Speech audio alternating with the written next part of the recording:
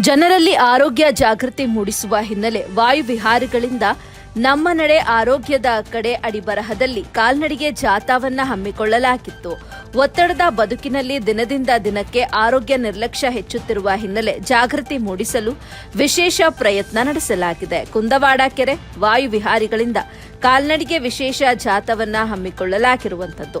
ದಾವಣಗೆರೆ ಹೊರವಲಯದಲ್ಲಿ ಇರುವ ಕುಂದುವಾಡ ಕೆರೆ, ದಾವಣಗೆರೆಯಿಂದ ಹರಿಹರದ ಅಮರಾವತಿವರೆಗೆ ಕಾಲ್ನಡಿಗೆ ಜಾಥಾ ನಡೆಸಲಾಯಿತು. ಅಮರಾವತಿ ಆಂಜನೇಯ ಸ್ವಾಮಿ ದೇವಸ್ಥಾನದವರೆಗೂ ಕೂಡ ಕಾಲ್ನಡಿಗೆ ಜಾಥಾ ನಡೆದಿದೆ. ಬೆಳಗ್ಗೆ 5:30ಕ್ಕೆ ಸಂಗೊಳ್ಳಿ ರಾಯಣ್ಣ ವೃತ್ತ ಬಿಪಿ ರಸ್ತೆಯಿಂದ ಹರಿಹರದ ಅಮರಾವತಿ ಕಾಲೋನಿಗೆ ಜಾಥಾ ಸಾಗಿದೆ. ಸರಿಸುಮಾರು 9 ಕಿಲೋಮೀಟರ್ ವರೆಗೂ ಕೂಡ ಕಾಲ್ನಡಿಗೆ ಜಾಥಾ ನಡೆದಿದ್ದು, ಕಾಲ್ನಡಿಗೆ ಜಾಥಾ ಮೂಲಕ ಜಾಗೃತಿ ಮೂಡಿಸಿದ್ರು ವಾಯುವಿಹಾರಿಗಳು. ಕೊರೆಯುವ ಚಳಿಯಲ್ಲೂ 300ಕ್ಕೂ ಹೆಚ್ಚು ವಾಯುವಿಹಾರಿಗಳು ಜಾಥಾದಲ್ಲಿ ಭಾಗಿಯಾಗಿದ್ದು ವಿಶೇಷವಾಗಿತ್ತು. ಆಂಜನೇಯ ಸ್ವಾಮಿ ದೇವಸ್ಥಾನದ ಆವರಣದಲ್ಲಿ ಹೆಲ್ತ್ ಚೆಕಪ್ ಕ್ಯಾಂಪ್ ಕೂಡ ಆಯೋಜನೆ ಮಾಡಲಾಗಿತ್ತು. ಕಾಲ್ನಡಿಗೆ ಜಾಥಾದಲ್ಲಿ ಕುಂದುವಾಡ ವಾಯುವಿಹಾರಿಗಳು ಹಾಗೂ ಸಾರ್ವಜನಿಕರು ಭಾಗಿಯಾಗಿದ್ದರು. ವರದಿ ನಲ್ಲೂರು ಮಹಮ್ಮದ್ ಆಸಿಫ್, ಎಬಿ ನ್ಯೂಸ್ ಕನ್ನಡ, ದಾವಣಗೆರೆ.